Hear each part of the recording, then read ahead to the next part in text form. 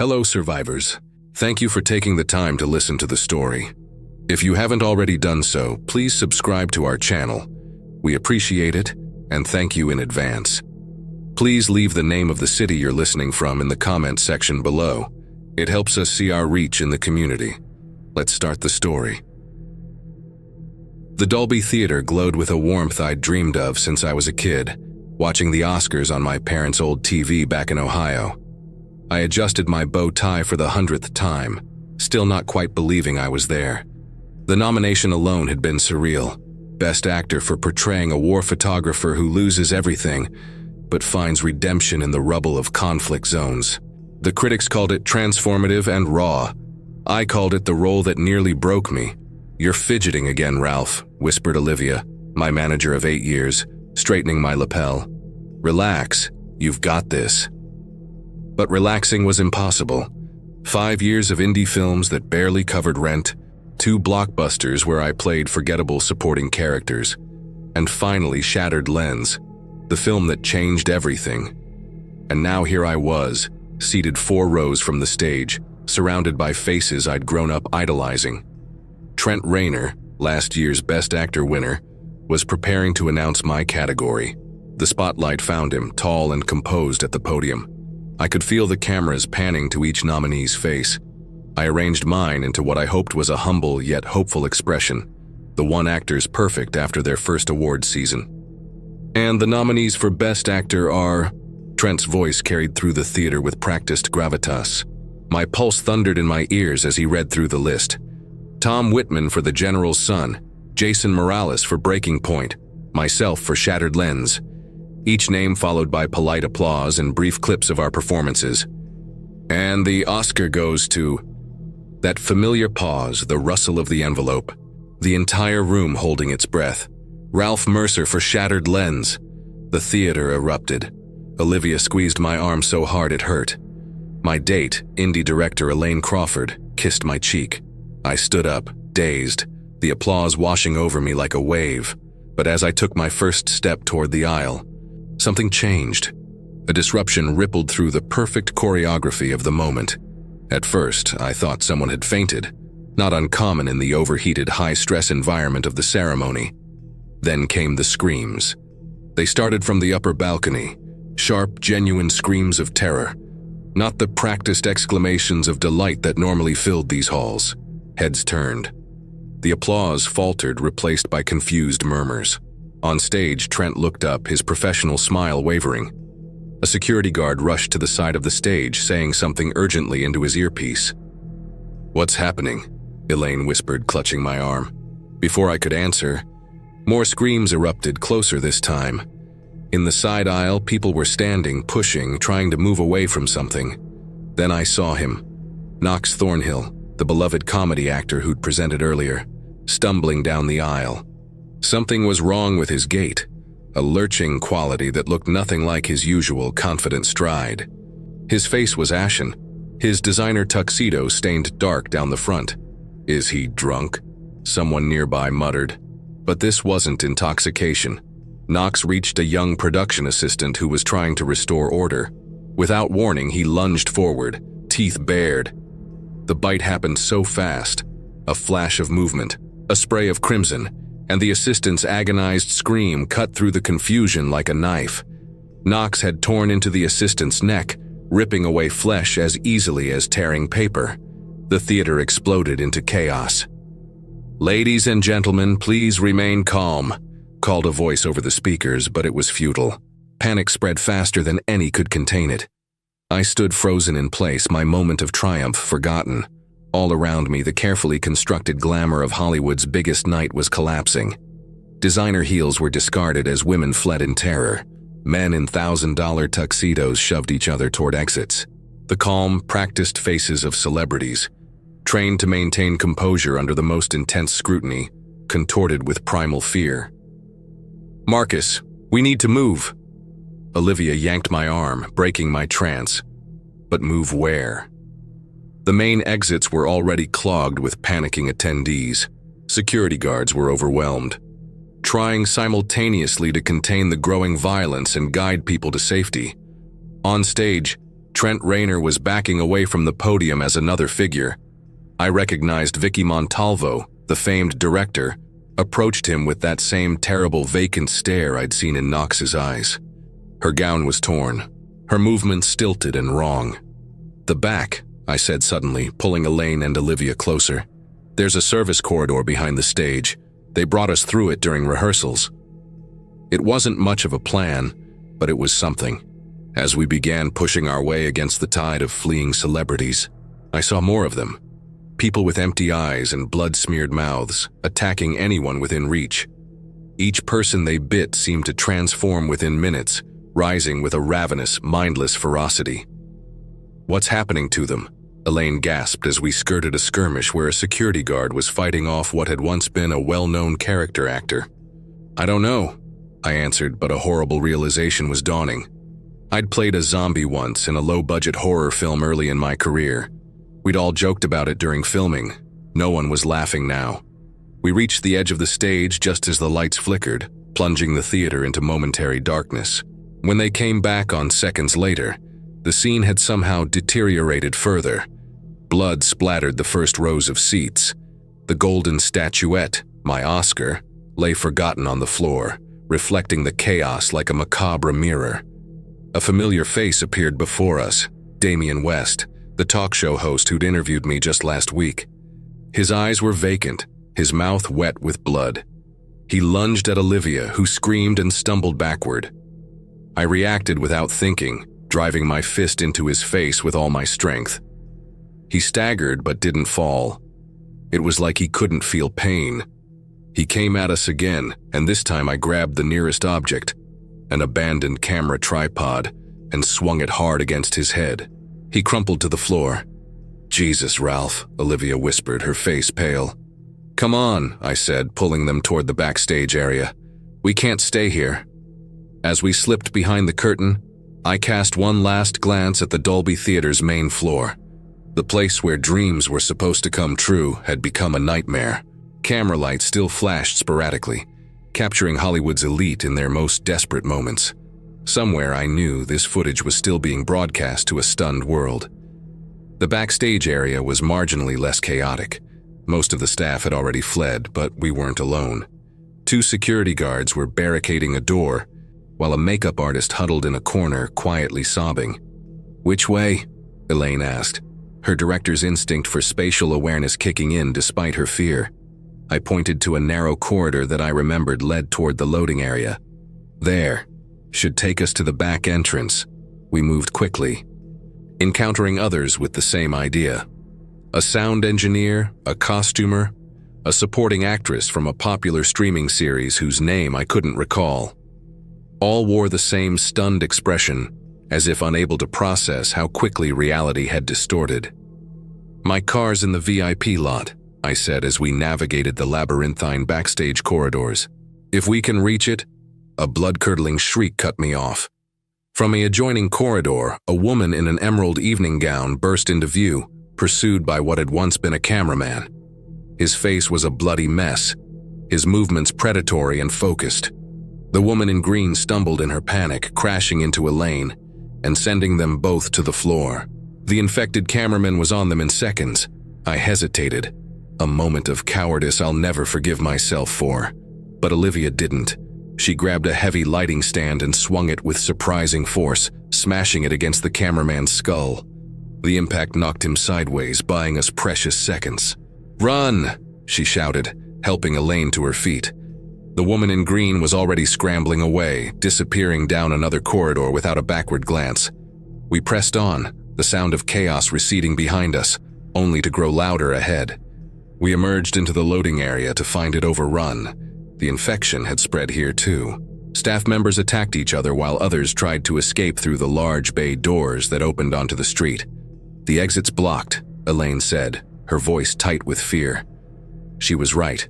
Between us and freedom stood at least a dozen infected, their glassy eyes and blood-stained formal wear creating a grotesque mockery of Hollywood glamour. Among them I recognized faces from the ceremony, both celebrities and crew, now transformed into predatory shells of themselves. "There," Olivia pointed to a small security office near the loading dock. We can regroup, figure out another way.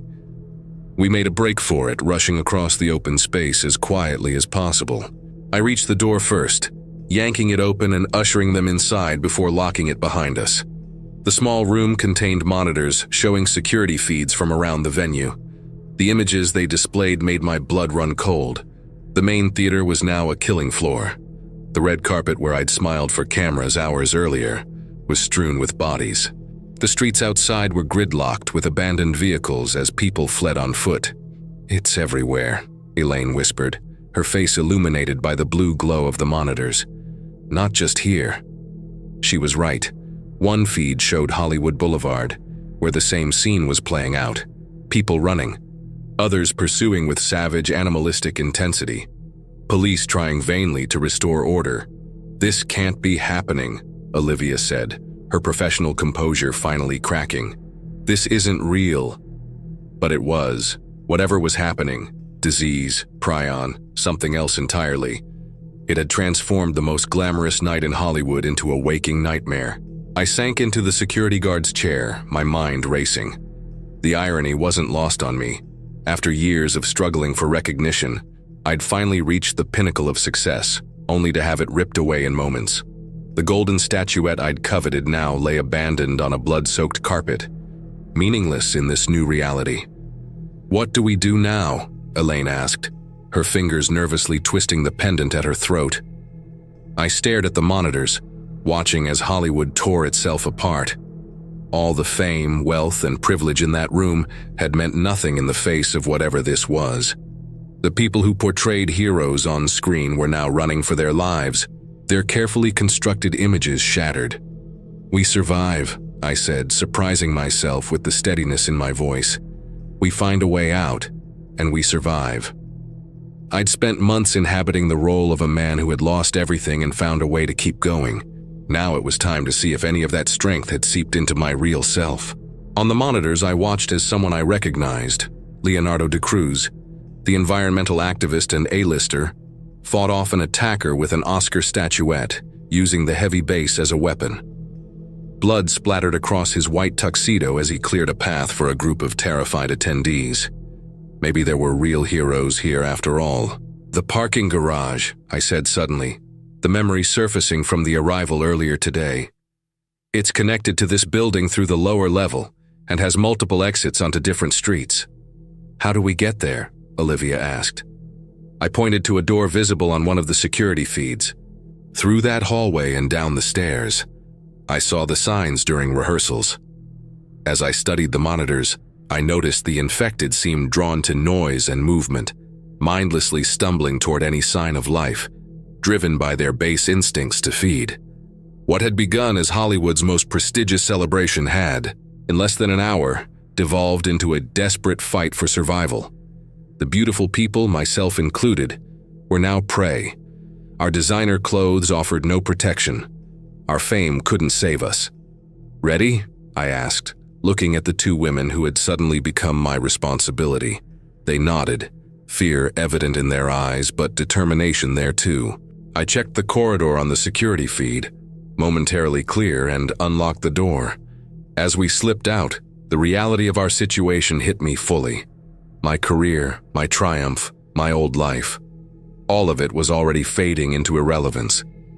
The night I should have been giving an acceptance speech, I was instead leading a desperate escape through the chaos-filled corridors of the Dolby Theater, with no guarantee any of us would see the morning. And somewhere in the chaos behind us, the cameras were still rolling, capturing the moment when the illusion of Hollywood's invincibility shattered into 1,000 bloody pieces.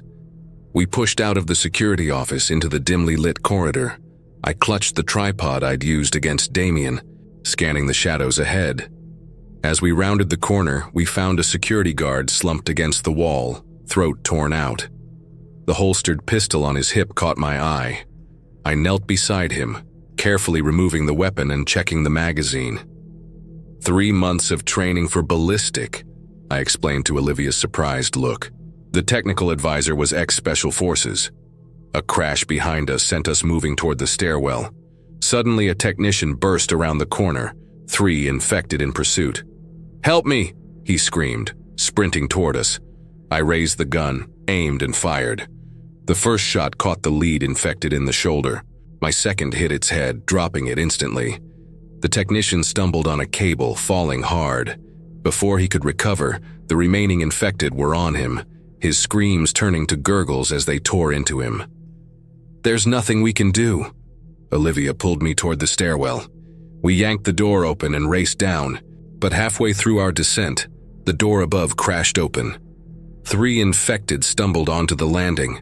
I fired twice, taking down one and knocking another off balance.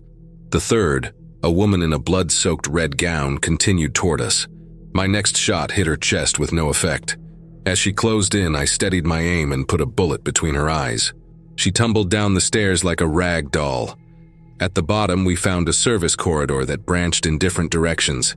Following signs to the parking garage, we encountered 4 survivors, 2 makeup artists and 2 crew members. "Ralph Mercer?" One recognized me.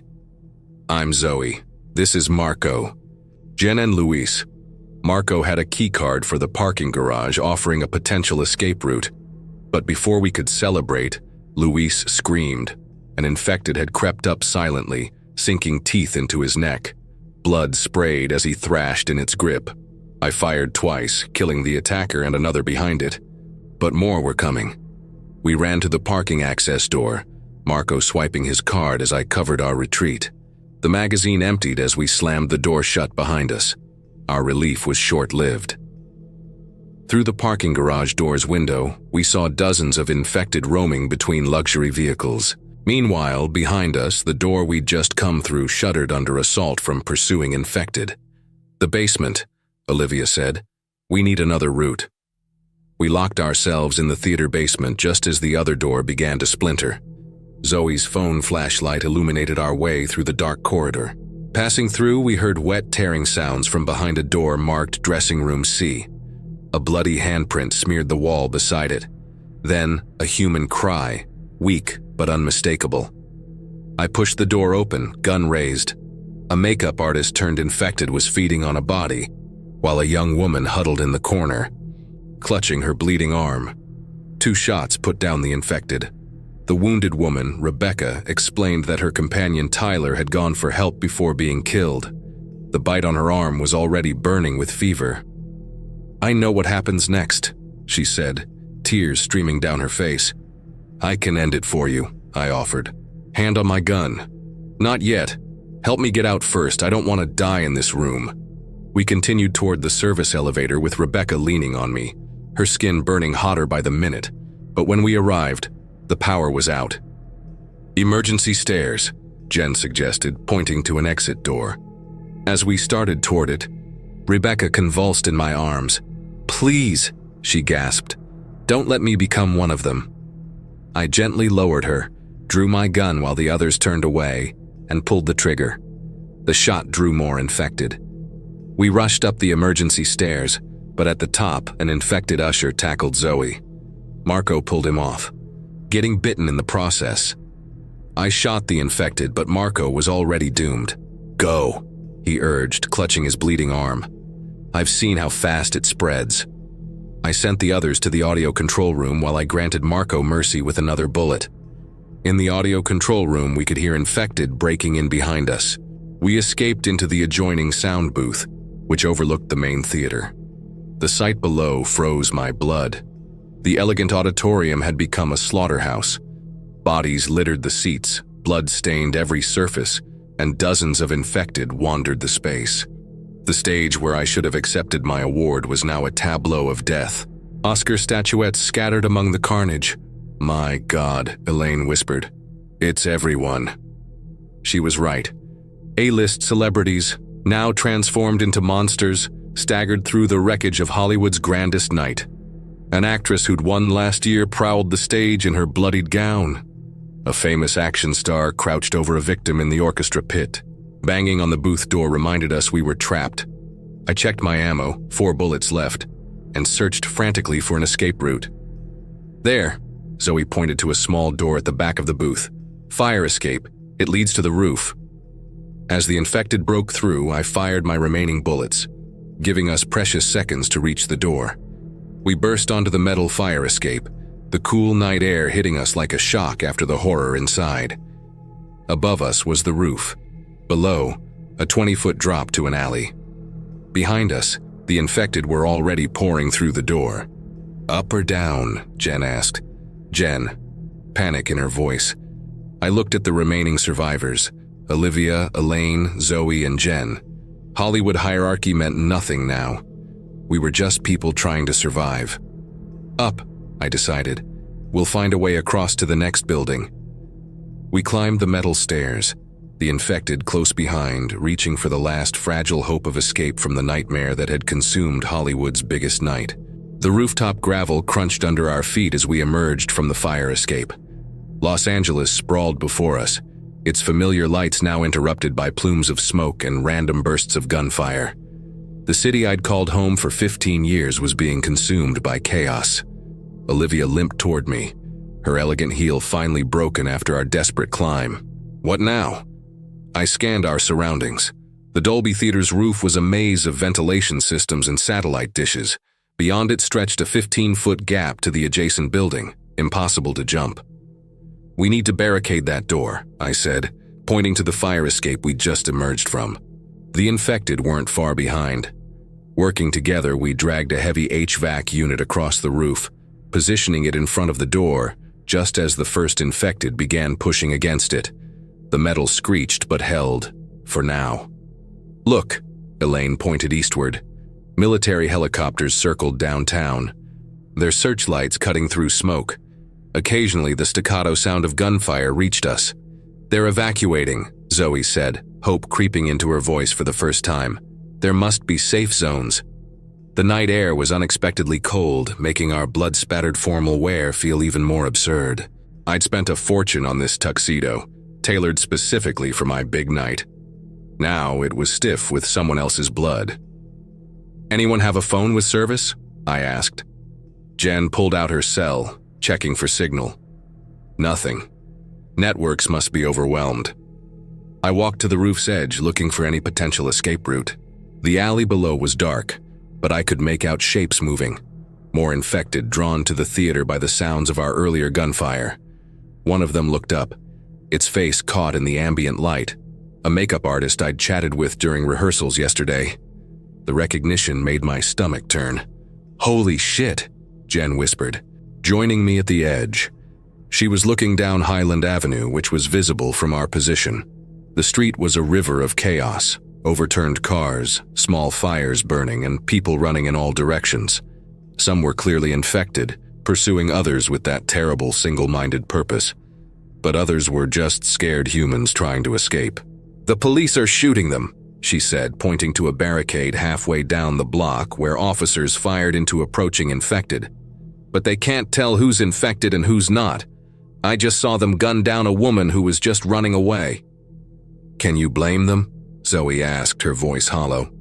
"You've seen how fast it spreads. One bite and you're gone." "We're trapped," I said quietly, the weight of our situation sinking in. The gun in my hand had only one bullet left. I'd been carefully preserving it, though I wasn't sure why. A final mercy if one of us got bitten, a last resort for myself. My hand unconsciously moved to my pocket, fingers brushing against the folded speech I'd prepared. Best actor. The pinnacle of my career. The words seemed to belong to another lifetime. I unfolded the paper, reading my own writing in the dim light. I'd thanked my parents, long gone now, my first director who took a chance on me. The usual platitudes about honor and humility. There was nothing about what to do when the world falls apart. No guidance for watching people you know, even briefly, die horribly before your eyes. "What's that?" Elaine asked, noticing the paper in my hands. "My acceptance speech," I replied, feeling a strange detachment. "I practiced it in the mirror for a week." She gave a sad smile. "I would have voted for you, you know. Your performance was transcendent." "Not that it matters now," I said, crumpling the paper and letting it fall from my fingers. The wind caught it, carrying my words away across the chaos of Hollywood. "It did matter," Olivia said suddenly, her voice firm despite her exhaustion. "It still does. What we create, what you create, It's how we make sense of the world. Even this.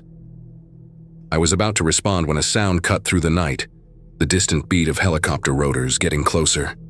"Ralph," Olivia's voice pulled me back. "Someone's trying to get our attention." From a building across the street, a flashlight beam danced across our rooftop. I squinted, making out human figures on the roof. "Hello," I shouted, waving my arms. "We need help." The light blinked deliberately. 3 short flashes, 3 long, 3 short, 3. SOS returned. "They see us," I said, a flicker of hope rising. "But how do we get to them?" The gap between buildings was too wide to jump, and there was no visible path down that didn't lead through infected-filled streets. A deafening explosion suddenly rocked downtown, the shockwave reaching us seconds later. One of the skyscrapers was partially collapsed, flames engulfing its upper floors. "What the hell was that?" Zoe gasped. "They're bombing infected zones," Jen whispered, her face pale. "The military, they're containing it by destroying city blocks." Another series of flashes came from across the street, more urgent this time. Whoever was signaling us was trying to communicate something important. "They're pointing east," Elaine said, watching the light pattern. "Toward Hollywood Boulevard." I looked east and saw it. A military helicopter approaching, flying low between buildings. Its searchlight swept the streets, occasionally pausing when it found survivors or infected. "We need to signal it," I said, looking around frantically. "Something reflective, something that will catch the light." Olivia unfastened her diamond necklace, a loaner from a high-end jeweler for the ceremony. "Will this work?" I grabbed it, positioning it to catch the helicopter's searchlight. When the beam swung our way, I angled the diamonds to reflect it back. The light paused, then deliberately shifted to center on our rooftop. "They've seen us!" Elaine clutched my arm. The helicopter altered course, heading straight for the Dolby Theater. Relief flooded through me, but it was short-lived. The barricaded fire escape door suddenly gave way, the HVAC unit screeching as infected pushed it aside. "Get back!" I shouted, raising my gun as the first infected stumbled onto the roof. I took careful aim and fired my last bullet, dropping it with a headshot. But more were coming. We backed toward the roof's edge, no bullets left, no weapons except a broken chair leg Olivia had carried from downstairs. The helicopter was still half a minute away. Too long. "We have to hold them off," I said, grabbing a length of pipe that had broken free from the ventilation system. The infected poured onto the roof, a dozen or more, their tuxedos and gowns turning Hollywood royalty into shambling monsters. I recognized a supporting actor I'd worked with 2 years ago, his face now a mask of dried blood and emptiness. We formed a tight circle, backs to each other, makeshift weapons raised. I swung the pipe, connecting with the nearest infected's head, sending it sprawling. Olivia jabbed her chair leg into another's eye. But there were too many. One grabbed Zoe, teeth snapping. I smashed its skull with the pipe, but another caught Jen by the hair. She screamed as it pulled her down. Elaine and Olivia tried to help, but they were forced back as more infected closed in. "Ralph!" Olivia screamed as an infected in a bloodied tuxedo grabbed her arm. I swung the pipe desperately, fighting to reach her, but there were too many bodies between us. The circle was breaking, we were being overrun. The helicopter's downdraft suddenly blasted over us, powerful enough to stagger the infected. A spotlight blinded me as the aircraft hovered 30 feet above the roof. Rope ladders unfurled, and black-clad soldiers rappelled down, automatic weapons already firing. "Get down!" one shouted through a megaphone. We dropped to the roof as gunfire erupted around us. The infected fell in waves, precise headshots dropping them instantly. 6 soldiers formed a perimeter around us, their movements crisp and coordinated. "Survivors, on your feet," one commanded, his face obscured by tactical gear. "Move to extraction point." I helped Olivia up, searching frantically for the others. Elaine was standing, blood streaming from a cut on her forehead but otherwise intact. Zoe was alive, shaken but unharmed. But Jen was gone, disappeared in the chaos. I started toward where I'd last seen her, but a soldier grabbed my arm. "No time," he said firmly. "Building's compromised. We're leaving now." "There's someone missing," I argued, trying to pull away. "Negative," Area's lost." He pointed to the stairwell door, where dozens more infected were pouring onto the roof faster than his team could drop them. "That's a breach. We have 30 seconds before we're overrun." One of the soldiers was already attaching harnesses to Elaine and Zoe, connecting them to lines from the helicopter. Another approached Olivia, doing the same. "Last chance," the soldier told me, offering a harness. I looked back toward where Jen had fallen, seeing nothing but infected now.